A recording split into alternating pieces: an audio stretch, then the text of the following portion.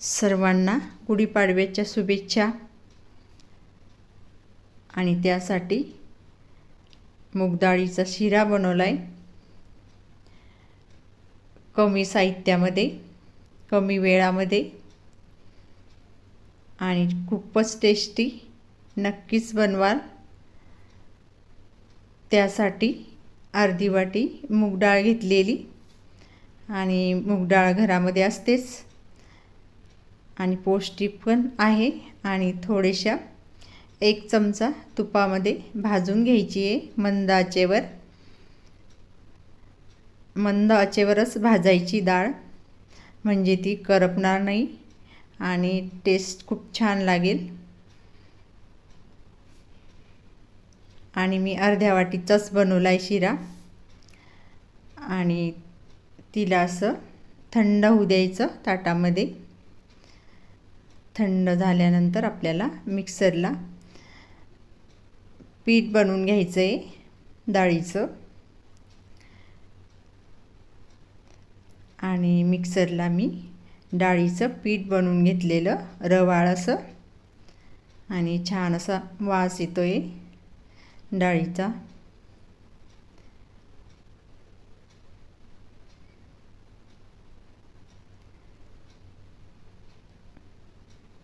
आणि छान असं रवाळ पीठ तयार झालंय, हे बघा।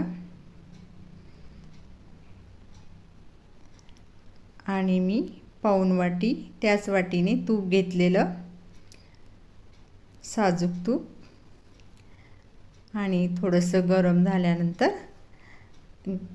मंद आचेवर मूग डाळीचं पीठ भाजून घ्यायचं आहे परत।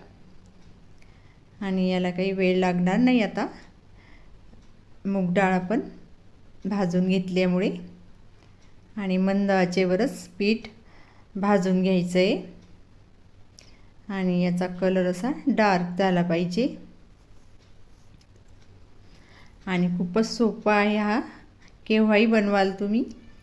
आणि साहित्य पण घरामध्ये असतंच, मूग डाळ, तूप आणि साखर। आणि छान असा वास सुटलाय।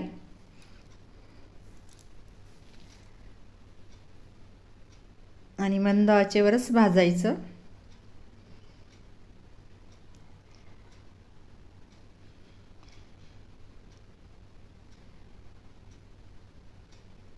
आणि त्यामध्ये विलायची आवडल्यास ड्रायफ्रूट टाका, आवडल्यास नाहीतर नाही।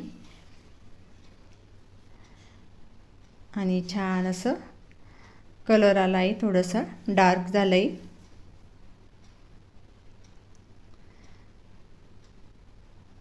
त्याला अजिबात असं करपू द्यायचं नाहीये।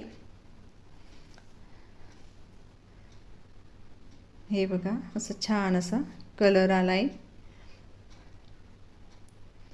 आणि त्यामध्ये त्याच वाटीने गरम पाणी टाकायचं आहे, 1 वाटी।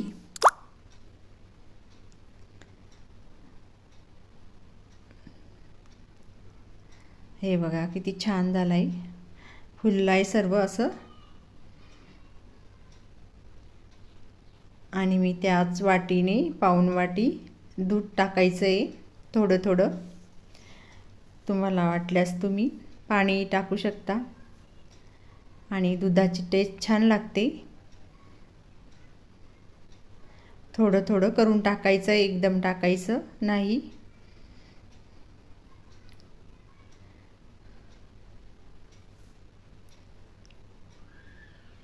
आणि पूर्ण दूध लागलेलं पाऊण वाटी।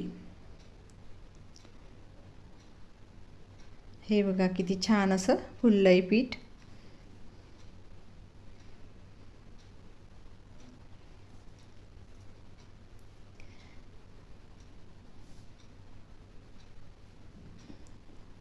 आणि त्याच वाटीने साखर घ्यायची आहे। आता हे पूर्ण दूध लागलेलं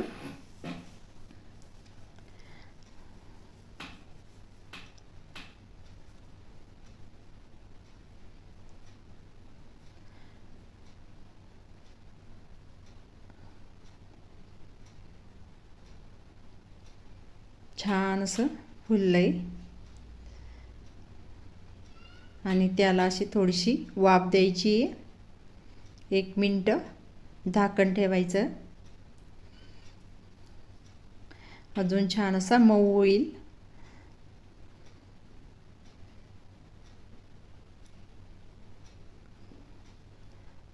आणि आता त्यामध्ये 1 वाटी साखर टाकायची आहे, त्याच वाटीने तुम्ही कमी करू शकता, अर्धी वाटी।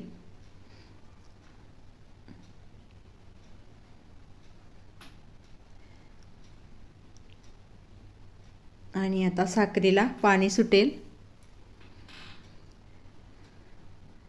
आणि पाणी सुटल्यानंतर एकदम पातळ होईल, घाबरायचं नाही।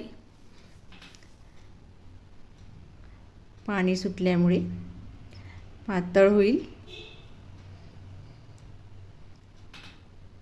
हे बघा किती पातळ झालं आहे आणि त्यावर थोडंसं झाकण ठेवायचं आहे, वाफ द्यायची।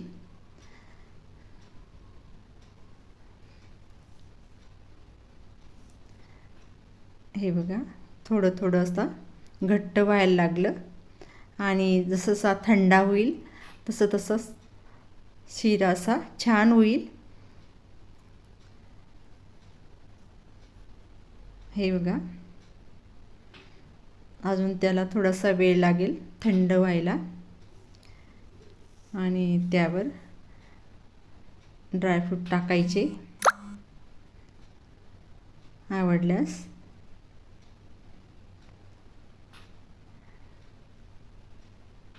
आणि त्याला थोडंसं 20-1 मिनिटं तरी थंड व्हायला लागेल। त्यावर ड्रायफ्रूट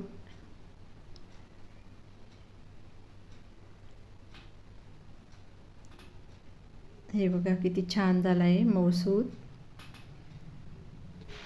आणि आता व्यवस्थित असा सेट झाला आहे आणि खूपच टेस्टी, सिंपल। नक्की बनवा, लाईक करा, शेअर करा, सबस्क्राईब करा। थँक्यू।